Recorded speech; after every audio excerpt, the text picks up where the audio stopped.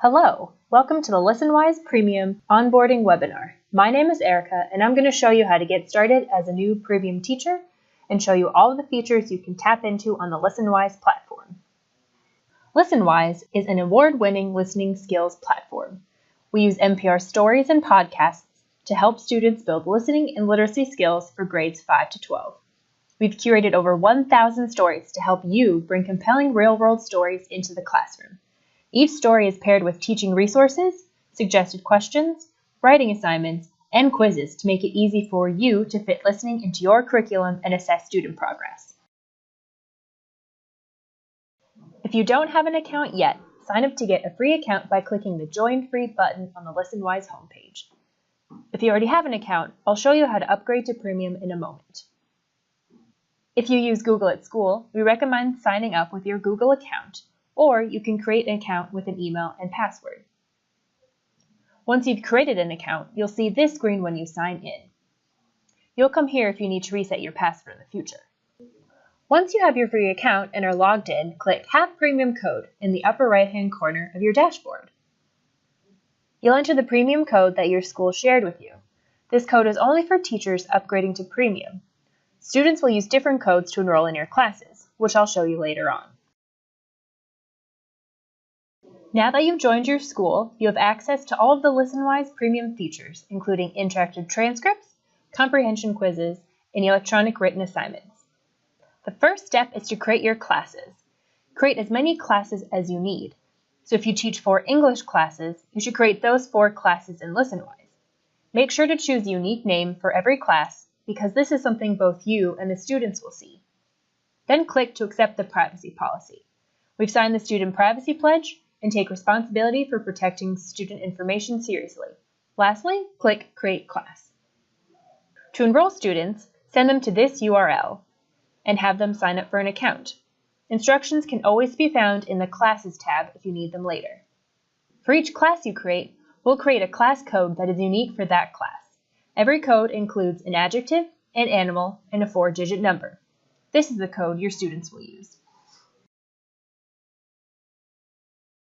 Students will see this screen when they go to the sign-in page. The first time they come here, they will need to sign up for an account. When students click Sign Up, they will have the choice to sign up using a Google account or create a Listenwise username and password. They will all need to enter the class code, so have that handy when it's time for students to sign up. They will only need to enter this code once when they first join your class. We recommend using Google for streamlined logins if your school is using Google Apps for education already. If not, then students simply create a username and password. It's good to use a convention already used for your school systems, like first name, last initial, to make it easy for both you and the students to remember. First name and last name is required, but email is optional. Lastly, students will need to create a secure password. This is what students will see when they log in. All of their assignments are listed on the left, and they can easily do their assignments from this page by clicking the Complete button. Students can also browse and search for stories on their own. This can be useful if they're doing a research project or you want to encourage student agency. This is what a story will look like to students when they search for stories. They'll see the story summary, be able to play the audio story, and see the interactive transcript features. We also have a feature called Text Help. It's a toolbar that will be a great support for ELL and struggling readers. Students can highlight any text on the page and have it read out loud to them. Students can also look up the meaning of a word, translate into Spanish, and show a picture dictionary.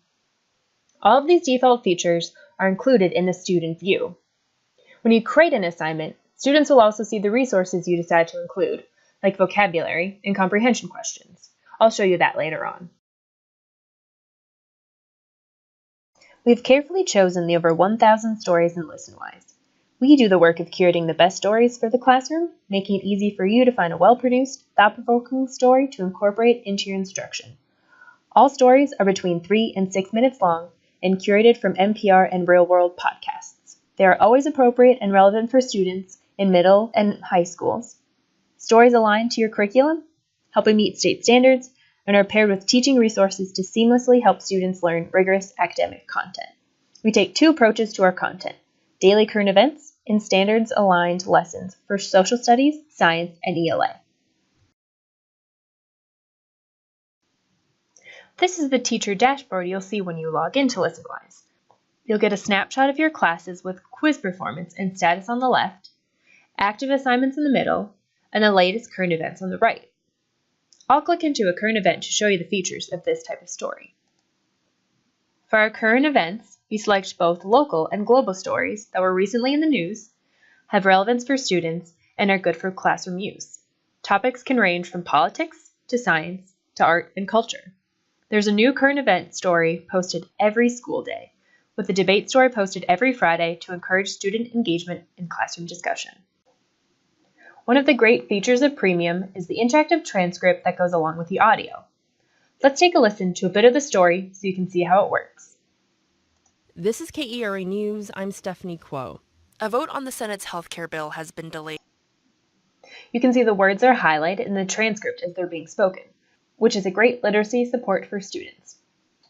The transcript is also interactive, so you can easily re-listen to a section by clicking on a word. You can also jump around and repeat a section as much as needed. Until after the July 4th. I'm Stephanie Kuo. A vote on the Senate. I'm Stephanie Kuo. A vote on the Students who find the story challenging can slow down the audio. I'll play a little bit of that for you. This is KERA News. I'm Stephanie Kuo. A vote on the Senate's healthcare. So you can see it's about 15 to 20% slower than the original speed, which is a great support for students who need a little bit more time to understand the language that they're hearing. Under the transcript, you can also print or download the transcript. Perhaps if you're listening as a whole class, or not all of your students have computers.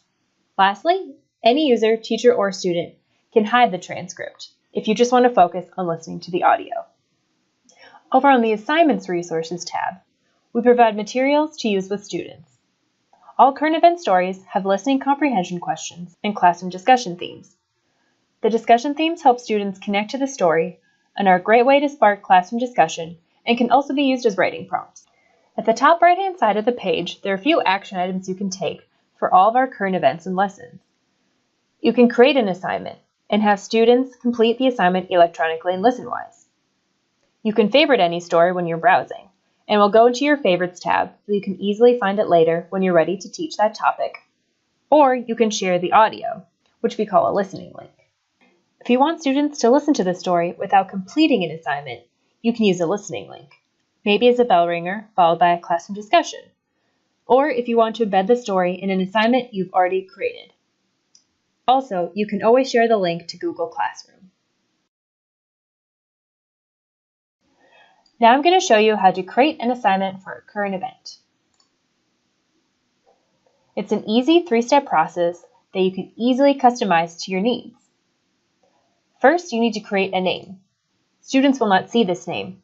They will only see the title of the story on their end. You may want to create different versions of the assignment to differentiate instruction for individual groups of students, so you can name them accordingly here.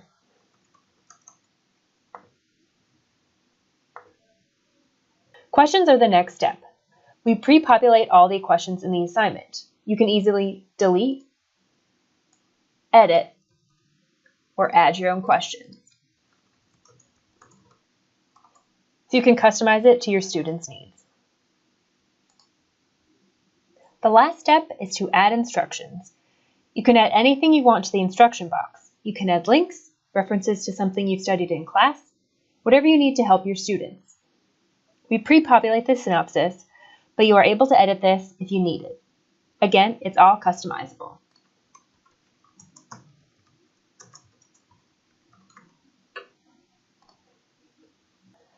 Once you complete this step, you can preview the assignment. This lets you review what the student will see before signing it to make sure everything looks good. So they'll be able to see the instructions, the story summary, the audio and the transcript, and then they'll be able to answer the questions you assigned on this page. Students will be able to save their work at any time, so it doesn't need to be completed all at once. You'll notice the text help toolbar at the bottom of the page that I previously mentioned. So I'll quickly show you now how it works. So you can highlight any text on the page and press the play button to have it read out loud to you. What is a hospital markup? You can also highlight a single word and get a dictionary definition, a Spanish translation, or a picture dictionary. Going back to the assignment, once you review it and it looks good, you can assign it. So you'll choose a class and pick a due date. Click here to only assign it to certain students in your class, or if you want to assign it to the whole class, click Assign to Class.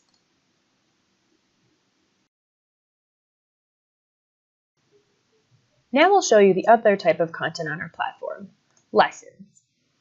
As a teacher, you can browse lessons by subject area, social studies, science, and ELA.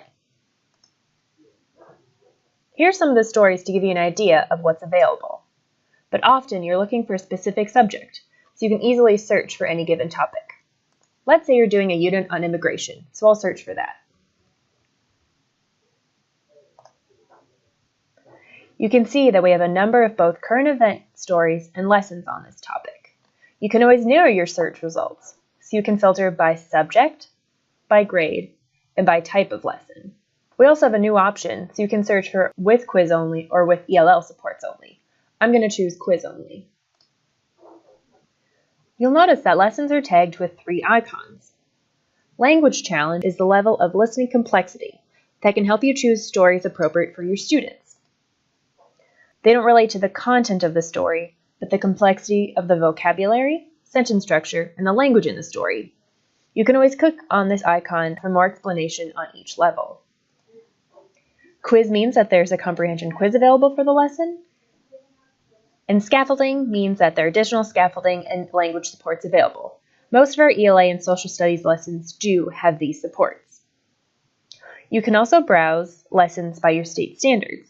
If you click here, it will bring up a list of standards for your state. You can look into a subject and a grade, and then identify the standard you want to meet, and then find a lesson that way to help you meet that standard. I'm interested in the story Coming to America, so I'm going to click on that story. This is a modern story about Guatemalan immigrants who work in the dairy industry in upstate New York. Our lessons have a lot of great content, so I'll quickly outline what we'll cover here. We'll walk through the resources you can include in written assignments for students, instructional supports for you to use when teaching, along with suggested lesson plans. Then we'll wrap up this lesson section by walking through how to assign a quiz. So you'll notice that the top of the lessons are very similar to current events. We have the story summary and the audio player below. In the top right-hand corner, we list the language challenge again and if there's scaffolding available. And then you can assign the story either a quiz or create a written assignment. On the bottom half of the page, we have all the resources you need when teaching this lesson. The Story tab has a transcript and a speaker's guide available. The Assignment Resources has all the materials you can assign to students, so keep that in mind as we review that you can include any of these resources in your customized written assignments. Or you can always have the option to assign an auto-graded comprehension quiz for the lesson as well. First, you can see that it has the listening comprehension questions and discussion themes like current event stories. The lessons also have additional supports. Lessons will have external materials that can be helpful in building background, extending knowledge on a topic, or increasing understanding of things students may not know, like what a dairy cow looks like. These links do go out to additional resources not hosted on our site. Each lesson also has vocabulary. For lessons with scaffolding supports, we also offer expanded tiered vocabulary with Tier 2 words from academic word lists, and then Tier 3 words that are subject-specific vocabulary. Lastly, we have listening organizers that help students focus while they listen. Each lesson will have a language identification checklist. Students can check off each sentence as they hear it, so this is a great tool for students who need extra support while they listen. An example of a content listening organizer is the T-chart. Students can write down the perspectives of the immigrants and the employers as they listen. They can do this electronically in their assignment, or if you're doing this in a larger group, you can always print the organizer for students to do on paper. Here's an example of a language listening organizer, which is great for ELL students. This takes sentences from the story and has students identify who the pronoun is referring to in the audio they just heard. The Teacher's Guide tab is exclusively for teachers to help you before, during, and after you have students listen to a story, so we've done the work for you. The Listening Guide section has suggestions on how to activate student knowledge, introduce the story, and ways to use the listening organizers. We list the standards this lesson aligns to below, and then you can always find curriculum connections on the right-hand side. If a lesson has scaffolding supports, they'll be listed here for easy access. We offer simplified listening comprehension questions for ELL students or struggling readers that need more simple language. We list the tiered vocabulary here again. And then we have a close listening with language practice, which helps you scaffold complex text for struggling readers or ELL students. We provide language objectives, ways to build background, words to focus on when you're pre-teaching, and then a close listening guide. All of our stories are short, so students can do multiple listens to get additional exposure to the content and the language of the story. So we give you things to focus on with each listen. Last up is language practice. This section helps you meet the language objectives listed above. It uses a listening organizer to help students focus on one aspect of the language in the story. If a lesson has a quiz, you can find information about it on this tab. We list out each question and all the possible answers with the correct answer noted. You can always preview it to see a fully functioning student view as well. The last section, class activities, has activity suggestions to connect the story to topics in the content area of the curriculum. It includes in-class activities from individual to small group.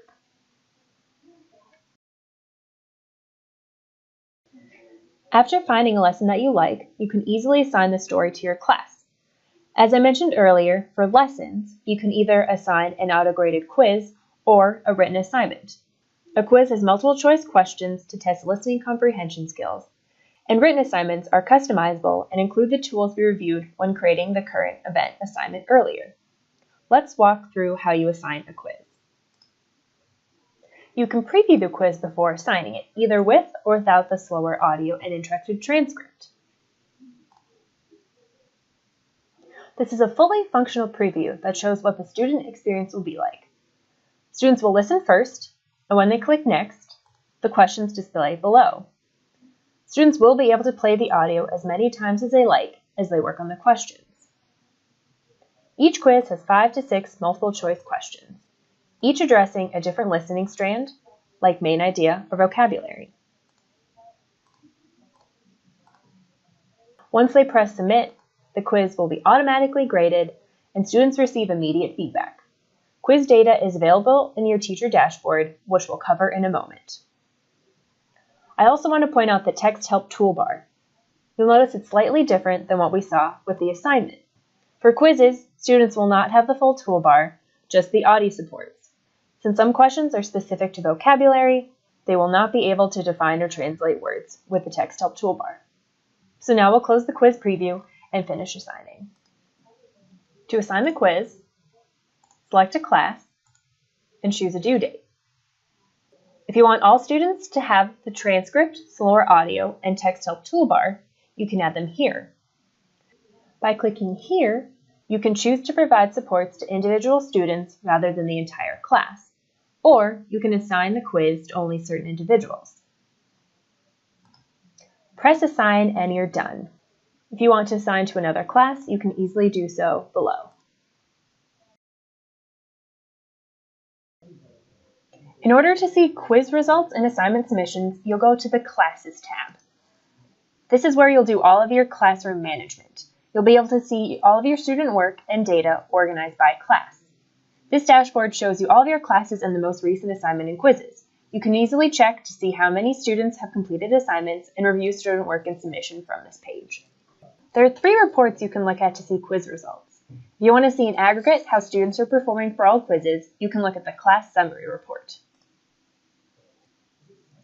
This gives you a snapshot of how the class is doing overall for each skill, like main idea and inference.